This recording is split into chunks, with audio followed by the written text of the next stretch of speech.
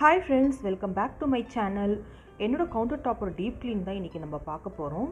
After vacation என் counter டாப்போட நிலைமை ரொம்ப மோசமாக இருக்குது.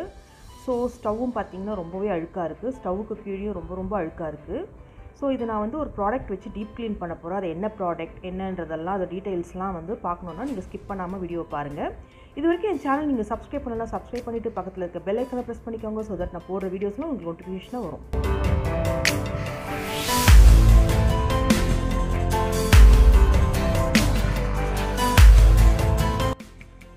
கவுண்டர் டாப்பை டீப் க்ளீன் பண்ணுறதுக்கு நான் இன்றைக்கி யூஸ் பண்ண போகிற ப்ராடக்ட் வந்து Vooki. இது வெரைட்டி பார்த்திங்கன்னா tough lime scale spray plus scrub. Revolutionary TAC technology பயன்படுத்தியிருக்காங்க. அவங்க என்ன சொல்கிறாங்கன்னா உப்பு தண்ணியால் ஏற்படுற கரை எல்லாம் ஈஸியாக போகும் அப்படின்னு கிளைம் பண்ணியிருக்காங்க. இது எதுக்கெல்லாம் பயன்படுத்தலான்னு பார்த்தீங்கன்னா மிரருக்கு, glass, taps, toilet, bath tub இதுக்கெல்லாம் வந்து பயன்படுத்தலாம். கிச்சன் கவுண்டர் டாப்புக்கும் யூஸ் பண்ணலான்னு சொல்லியிருக்காங்க. ஸோ நான் யூஸ் பண்ணி பார்த்தேன், எப்படி இருக்குது நான் உங்களுக்கு ரிசல்ட் காட்டுறேன்.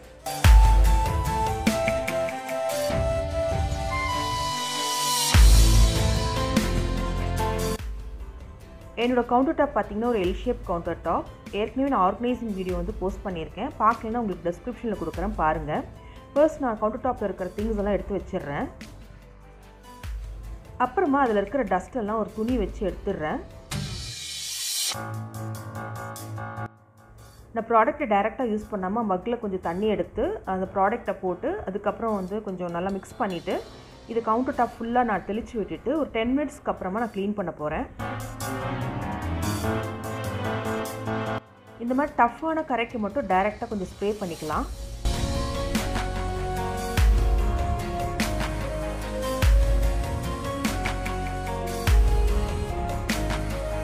இங்கே பார்த்தீங்கன்னா உப்பு தண்ணி கரை இருக்குது. ஸோ இது போகுதான்னு பார்க்கலாம். இதில் நான் டைரெக்டாக ஸ்ப்ரே பண்ணியிருக்கேன்.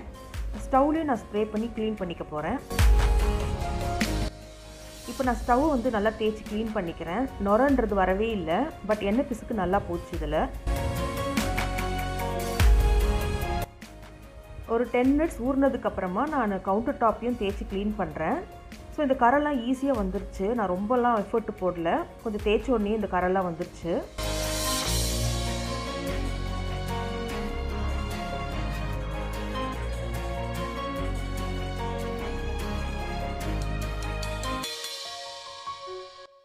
இப்போ பார்த்திங்கன்னா உப்பு தண்ணியால் ஏற்பட்ட கரை இங்கே இருக்குது. ஸோ ஏற்கனவே நான் கொஞ்சம் ப்ராடக்ட் போட்டு ஊற வச்சுருக்கேன். இப்போ திரும்ப கொஞ்சமாக ப்ராடக்ட் நான் ஸ்ப்ரே பண்ணி ஒரு க்ரீன் ஸ்க்ரப்பர் இருக்குது இல்லைங்களா, அதை வச்சு நான் லைட்டாக தேய்ச்சி விடுறேன்.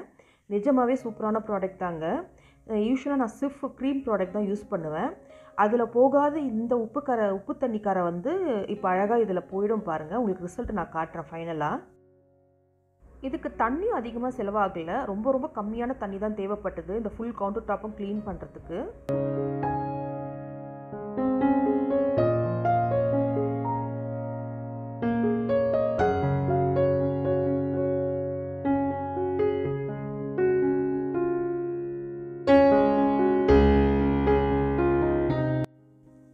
பார்த்தீங்களா, நல்ல டிஃப்ரென்ஸ் தெரியுதா உங்களுக்கு? உப்பு தண்ணி கரை பார்த்தீங்கன்னா கம்ப்ளீட்டாக போயிடுச்சு பாருங்கள்.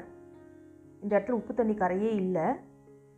ஃபைனலாக நான் என்ன பண்ணுறேன்னா ஒரு காட்டன் துணி, இது எங்கள் அம்மாவோட புடவை துணி, இதை வச்சு மீதி இருக்க தண்ணி எல்லாத்தையும் கம்ப்ளீட்டாக தொடச்சி எடுத்துடுறேன்.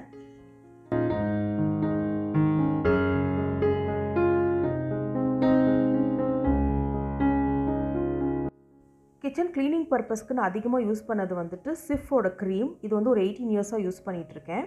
இது வந்து ஒரு க்ரீமி கன்சிஸ்டன்சியில் வரும். இது லோக்கல் மார்க்கெட்ஸ்லேயே கிடைக்குது. இதோட ஃப்ரேக்ரன்ஸ் ரொம்ப நல்லாயிருக்கும். அண்ட் எண்ணெய் கரைலாம் நல்லா வந்து உங்களுக்கு போகும்.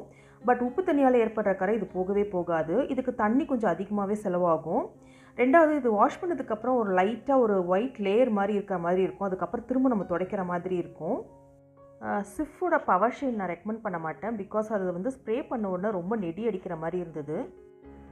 Vookiயில் க்ளீன் பண்ண பிறகு என்னோடய கவுண்டர் டாப்போட ஓவரால் வியூ இப்படி தான் இருக்குது.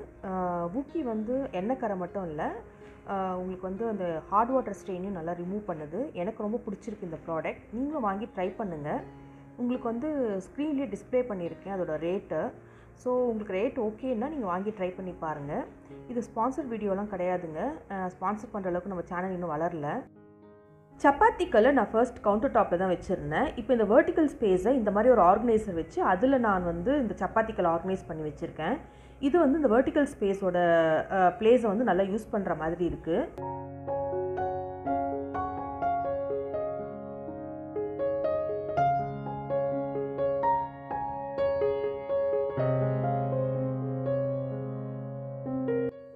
அதுக்கப்புறமா சப்பாத்தி கல் இருந்த இடத்துல ஒரு பேஸ்கெட் வச்சு அதில் நான் வந்து தேங்காய்லாம் ஆர்கனைஸ் பண்ணி வச்சுருக்கேன்.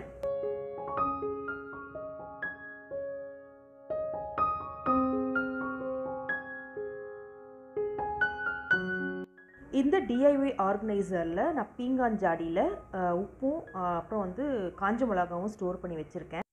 நமக்கு தனியாக டெக்கர் பீஸே தேவையில்லை. இந்த பீங்கான் ஜாடிலாம் வைக்கும்போது எவ்வளோ அழகாக இருக்குது பாருங்கள்.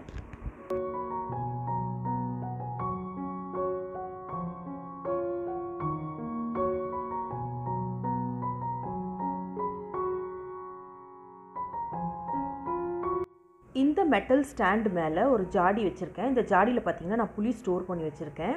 ஸோ இந்த மாதிரி நம்ம ஆர்கனைஸ் பண்ணும்போது க்ளீனிங் வந்து ரொம்ப ஈஸியாக இருக்கும்.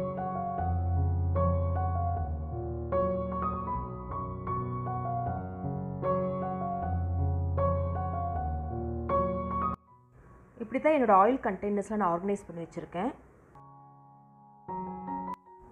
இது என்னோடய கட்லரி ஏரியா.